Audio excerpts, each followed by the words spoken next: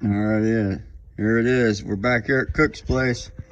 We're working on an 05 Chevy Suburban. This is a yoke. It's just how easy it is. You pull this sucker off, just like that.